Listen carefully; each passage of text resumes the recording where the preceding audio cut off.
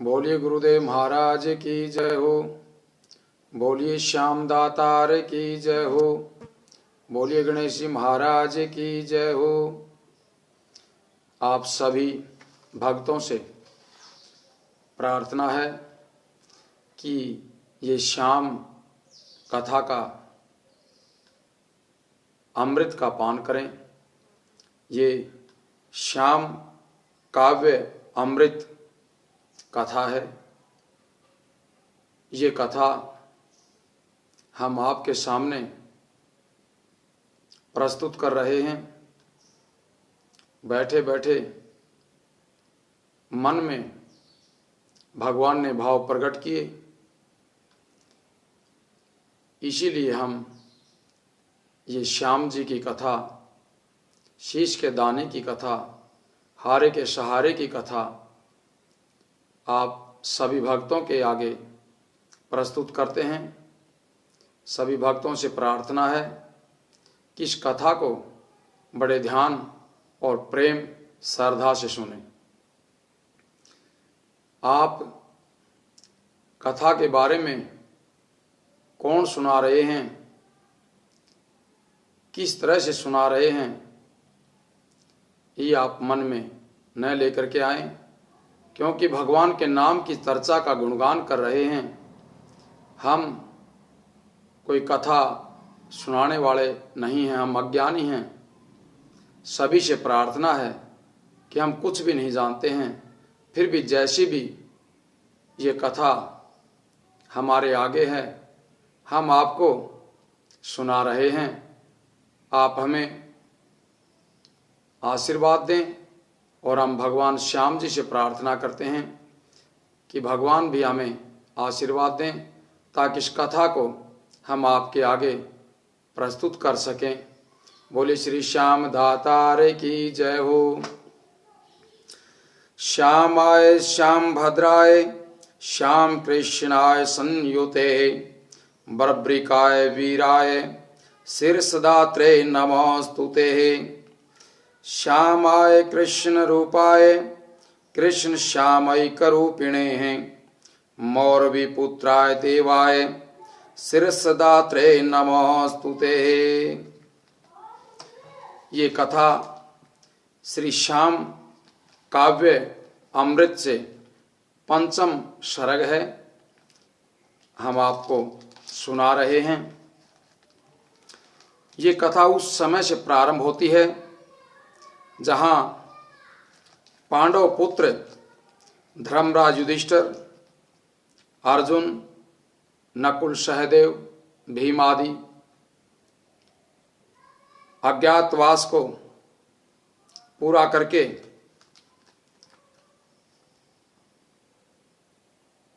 पैदल ही कठिन रास्ते से अयोध्यापुरी के सीमा में पहुंच जाते हैं और धर्मराज युधिष्ठिर भगवान श्री कृष्ण को दूत के रूप में दुर्योधन के पास समाचार भेजते हैं कि मेरे पिताजी से आपने जो राज्य हमारा धरोहर के रूप में रखा हुआ है, मुझे वापस लौटा दीजिए और जुए की शर्त के अनुसार हम निर्वासन अवधि और अज्ञातवास की अवधि को समाप्त कर चुके हैं। श्री कृष्ण भगवान के मुख से धर्मराज युधिष्ठिर, युवराज दुर्योधन को इस प्रकार कह रहे हैं कि हे अनुज युधिष्ठिर जी, कृष्ण भगवान के द्वारा दुर्योधन को समाचार भेज रहे हैं और युधिष्ठिर जी कहते हैं कि हे अनुज, अपना हित विचार करके मेरी वह राज्य रूपी वस्तु को जो तुम्हारे पास धरोहर के रूप में रखी हुई है, उसे मुझे वापस लौटा दो और यश के पात्र बनो, क्योंकि मैं तुम्हारे सगे चाचा जी का पुत्र युधिष्ठिर हूं। हे भाई, पुत्र बल और धन युक्त राज्य, पत्नी, प्रजा और सेनाजन आदि सभी वस्तुएं समय पा करके राजा लोगों को, जो राजा लोग हैं उनकी नष्ट हो जाती हैं। केवल मात्र यश चिरस्थायी है, इसलिए तुम्हें यश का अर्जन करना चाहिए। भगवान श्री कृष्ण ने राजा युधिष्ठिर के दूत रूप में राजा धृतराष्ट्र की राज्यसभा में जाकर सभी महानुभावों को सादर प्रणाम करके आदरपूर्वक कहा। इस सभा में कुरु वीरों को संबोधित करके धृतराष्ट्र के पुत्र दुर्योधन को इस प्रकार भगवान कृष्ण ने कहा कि हे राजन, मैं आपके सुपुत्र धर्मराज युधिष्ठिर का दूत वासुदेव कृष्ण आपसे प्रार्थना करता हूं कि आपको न्याय संगत आधा राज्य युधिष्ठिर को दे देना चाहिए। यह राज्य भी आपका पुत्र अपने ज्येष्ठ पिता श्री से मांगता है। मैं तो दूत रूप में केवल मात्र माध्यम हूं। फिर भगवान वासुदेव श्री कृष्ण ने कहा कि हे राजन, युद्ध आरंभ हो जाने पर हम किस पर शासन करेंगे, इसलिए युद्ध से पहले मन से विचार करके शांति के लिए विचार करें। हे राजन, युद्ध से उत्पन्न होने वाली भयंकर भय, भूख, प्यास, महामारी, जन धन की हानि आदि अनेक आपत्तियों को जन्म देने वाली, जीव जगत को नष्ट करने वाली, सर्वत्र भय उत्पन्न करने वाली दशाओं का स्मरण करो। युद्ध से उत्पन्न होने वाली गरीबी जब तक राष्ट्र को ग्रसित न करे, तब तक आप मेरे वचनों को मान लें, ताकि युद्ध की स्थिति उत्पन्न ही न हो। भगवान श्री कृष्ण के द्वारा कहे गए धर्मराज युधिष्ठिर के कोमल और सार्थक वाक्यों को सुनकर के युवराज दुर्योधन उसी समय जल्दी ही मधु दैत्य शत्रु भगवान माधव को कहने लगा कि आधे राज्य की तो बात ही क्या है, सुई के अग्रभाग टिकने मात्र भूमि भी बिना युद्ध के अपने शत्रुओं को नहीं दूंगा। आज तक किसी भी राजा ने अपनी भूमि का भाग किसी भिखारी को नहीं दिया है, अर्थात मैं अपने राज्य में से पांडवों को बिना युद्ध के तनिक भी भूमि नहीं दे सकता। दुष्ट बुद्धि वाले राजकुमार दुर्योधन ने अपने हठ के कारण तथा घमंडी स्वभाव के कारण भगवान श्री कृष्ण जी का न्याय संगत वाक्य नहीं माना। समस्त राष्ट्र को युद्ध में धकेलने के लिए धृतराष्ट्र के ज्येष्ठ पुत्र दुर्योधन ने भयंकर असहाय कठोर वचन कहे। सर्व मर्मज्ञ भगवान कृष्ण ने राष्ट्र में शांति स्थापित करने के लिए एक बार फिर दुर्योधन से पांडवों का भाग देने के लिए दोबारा कहा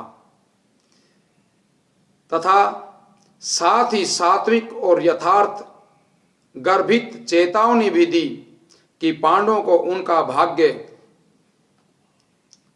न मिलने पर, राज्य का भाग न मिलने पर वे ही पांचों भाई युद्ध में तुम सब कौरवों को मारकर अपना भाग अपने आप तुमसे स्वयं प्राप्त कर लेंगे।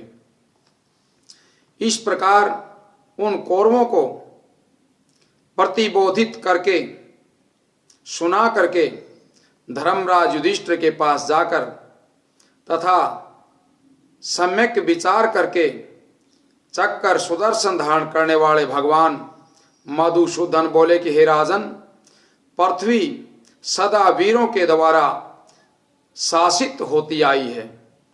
इसलिए तुम बहादुरी से पृथ्वी को जीतकर धर्म का शासन करो।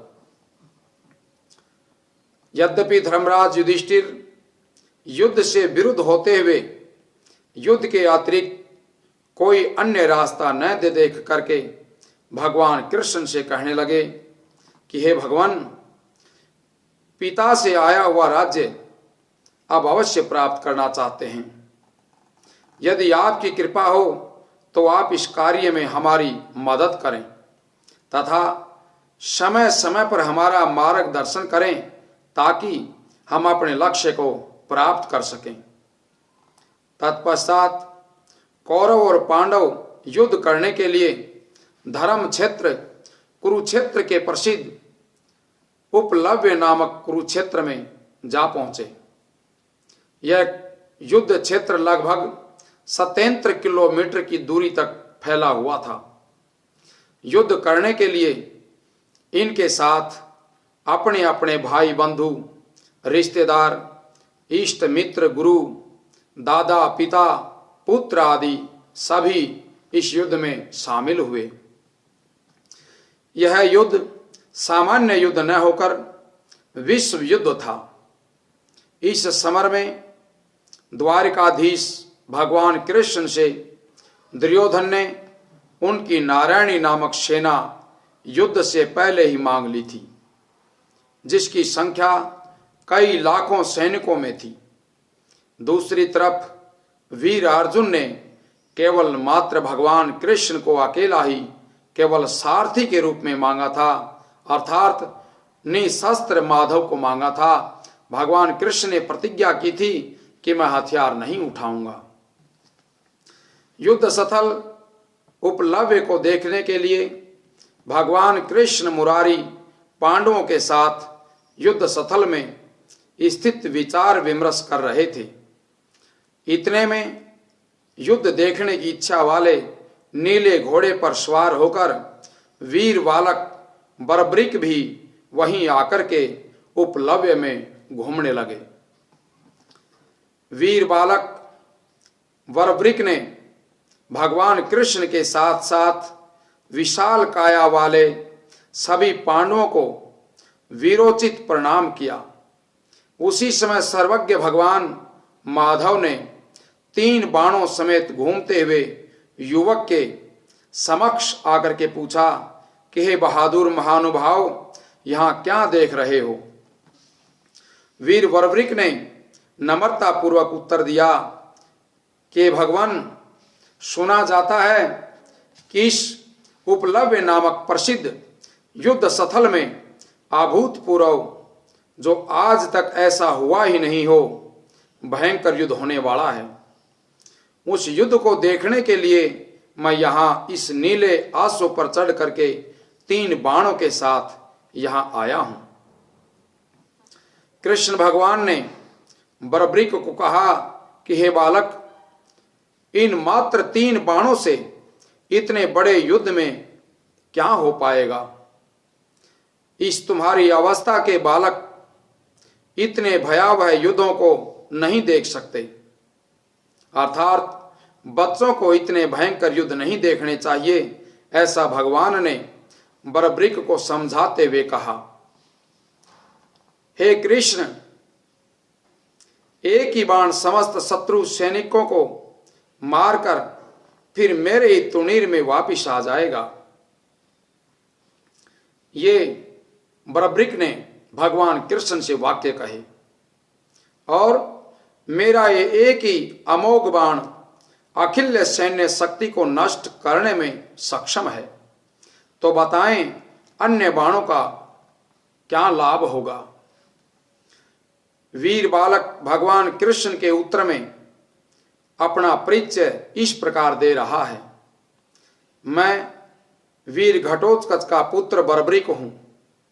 मूर राक्षस की पुत्री मौरवी मेरी माताजी हैं। सुप्रसिद्ध पांडु वंशीय भीमसेन का सुपौत्र हूं तथा सदा पराजितों के पक्ष में होकर युद्ध करना मेरा धर्म है। धर्मात्मक युद्ध की व्याख्या इस प्रकार करते हैं। सूर्य भगवान के उदय होते ही यह युद्ध प्रारंभ हो जाता है तथा सूर्यास्त तक चलता रहता है। इस युद्ध में रात को सभी विश्राम करते हैं। प्राचीन लोग इसे धर्मात्मक युद्ध की संज्ञा देते हैं कि यह युद्ध धर्म के अनुसार लड़ा जाएगा। इस युद्ध में रात को सोते हुए शत्रुओं पर कोई भी पक्ष आक्रमण नहीं करते थे। प्रातः सूर्योदय होने पर शंख की ध्वनि से युद्ध प्रारंभ करके फिर सायंकाल सूर्यास्त होने पर शंख की ध्वनि से ही वीर लोग युद्ध समाप्त करते थे। इस धर्म युद्ध में कोई भी योद्धा किसी पक्ष में जाकर युद्ध करने के लिए स्वतंत्र था। इस धर्म युद्ध में युद्ध के अतिरिक्त कोई वीर किसी पर प्रहार नहीं करता। आपस में विश्राम काल में निर्भय होकर एक दूसरे के विश्राम स्थलों पर आना जाना करते थे, अर्थात युद्ध से अतिरिक्त समय शत्रु भाव नहीं रखते थे। भगवान कृष्ण के साथ साथ इस युद्ध स्थल में वीरांगना द्रौपदी और पांचों पांडव भी जानते थे कि यह सम्मुख खड़ा त्रिबाणधारी वीर गदाधर भीमसेन का पुत्र एवं आकाश में भी गमन करने वाले घटोत्कच के पुत्र हैं। इस यशस्वी महावीर को कोई अन्य नहीं जानते कि क्या इसका नाम है, कौन इसके माता पिता हैं तथा इसने अपने से किस नगर गांव या बस्ती को अलंकृत किया है, ऐसा अन्य उपस्थित राजा या सैनिक तथा सामान्य जन नहीं जानते हैं। दोनों पक्षों के वीर बहादुर मौरवी सुत बरब्रिक के पास आकर अपने अपने पक्ष में युद्ध करने की प्रार्थना करने लगे और बोले कि हे वीर, इस युद्ध में जीत आपका ही वर्ण करेगी, ऐसी हमारी अंतरात्मा की सच्ची पुकार है। दोनों पक्षों के द्वारा अपने अपने पक्ष में युद्ध करने की प्रार्थना करने पर वीर बरब्रिक ने दोनों पक्षों को स्पष्ट कहा कि युद्ध से पहले मेरा क्या कार्य है। मैं तो हारे हुए पक्ष की ओर से युद्ध करना चाहता हूं और हारे हुए को जीत दिलाना चाहता हूं। वहां पर स्थित कोई अनजान व्यक्ति यथा शीघ्र युधिष्ठिर, कृष्ण, भीमसेन तथा अर्जुन के पास जाकर जैसा वीर बरब्रिक ने सुनाया था वैसा ही भगवान कृष्ण युधिष्ठिर आदि के पास जाकर के निवेदित कर दिया। यानी कि वीर बालक मौरवी पुत्र का निर्णय किसी अज्ञात व्यक्ति ने भगवान कृष्ण समेत पांचों पांडवों के सामने कह सुनाया। अमोघ शक्ति के भंडार घटोत्कच के प्यारे पुत्र वीर बरब्रिक को जान करके सर्व शक्ति संपन्न महामतिमान भगवान कृष्ण ने सोचा कि इस पृथ्वी पर पांडवों का राज्य कैसे स्थापित हो, वही उपाय हम करना चाहते हैं। भगवान कृष्ण सोचने लगे कि युद्ध समाप्ति के पश्चात यदि यह वीर बालक पांडवों के विपक्ष में हो जाता है तो निश्चय ही पांडवों के हारने पर पृथ्वी पर शासन फिर से कौरवों का हो जाएगा तथा फिर से अबलाओं के चीरहरण होंगे और सर्वत्र स्त्री समाज का चरित्र दूषित हो जाएगा। इस प्रकार राष्ट्र हितैषी विचारों से सोचते सोचते भगवान माधव की नींद हराम हो गई।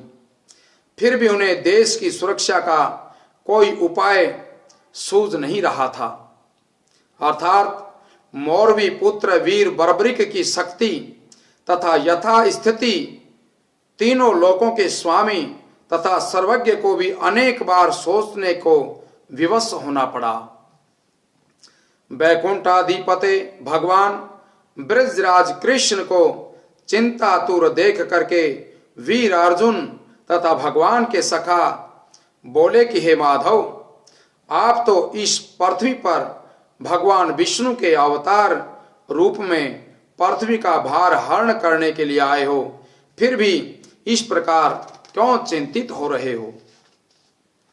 मौरवी पुत्र बर्बरिक में अद्भुत अनोखा बल देखकर भगवान कृष्ण ने अपने सखा पांडव वीर अर्जुन से स्पष्ट कहा कि मेरी अंतरात्मा में यह बार बार शंका उत्पन्न होती है, क्योंकि इस महाभारत के युद्ध में इस वीर के सामने टिकने में सक्षम कोई योद्धा दिखाई ही नहीं दे रहा है।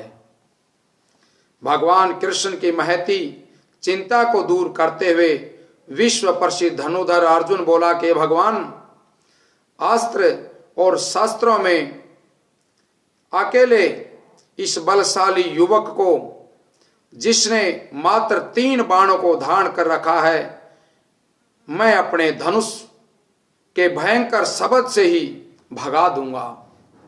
मैंने धनुष चलाने की जरूरत नहीं है, उसको इस धनुष के आवाज से ही भगा दूंगा।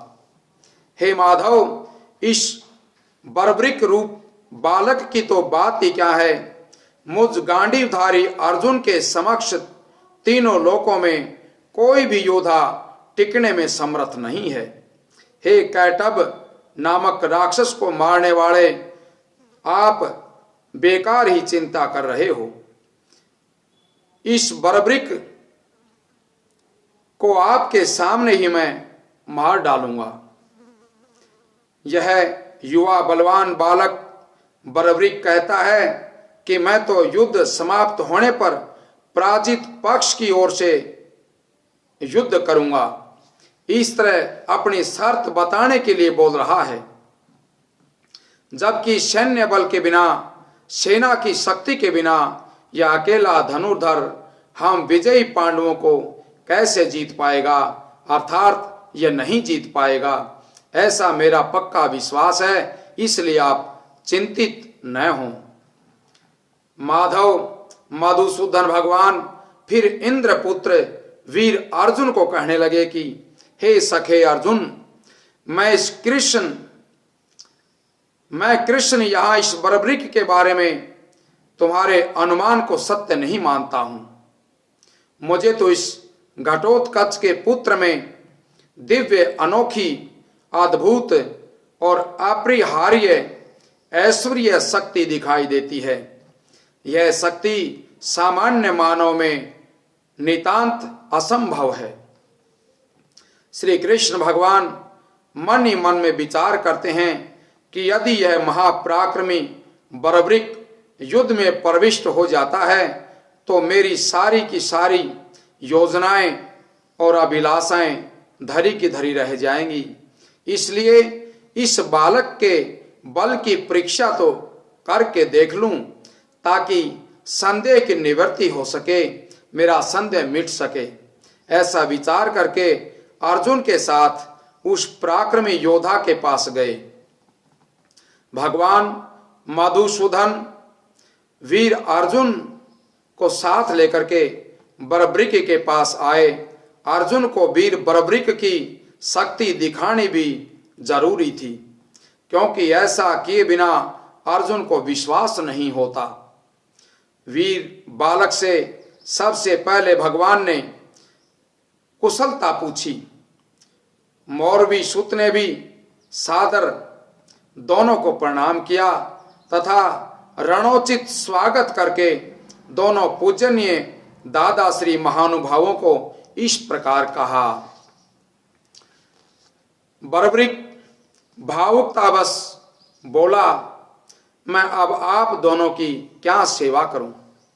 आप दोनों का मुझ अकिंचन के पास कैसे शुभ आगमन हुआ है? इस प्रकार बोलते हुए सूत बर्बरिक से त्रिलोकी के नाथ भगवान श्री कृष्ण ने इस प्रकार अनेक प्रश्न किए और कहा कि हे पुत्र, तुम यों कह रहे थे कि मैं एक ही बाण से युद्ध क्षेत्र में समस्त सेना को मार सकता हूं। मुझ वासुदेव कृष्ण को तुम्हारी इस बात पर संदेह उत्पन्न हो रहा है। कृपा करके हे वीर, मेरी शंका का निवारण करके दिखाइए। कृष्ण भगवान के कहे गए वाक्य को सुनकर के बरब्रिक ने भगवान से संदेह को मिटाने के लिए गंभीर वाणी से भगवान को संबोधित करते हुए कहा कि हे माधव, इस सामने खड़े वृक्ष के सभी पत्तों को पहले तो ये मेरा बाण चिन्हित करके वापस आ जाएगा।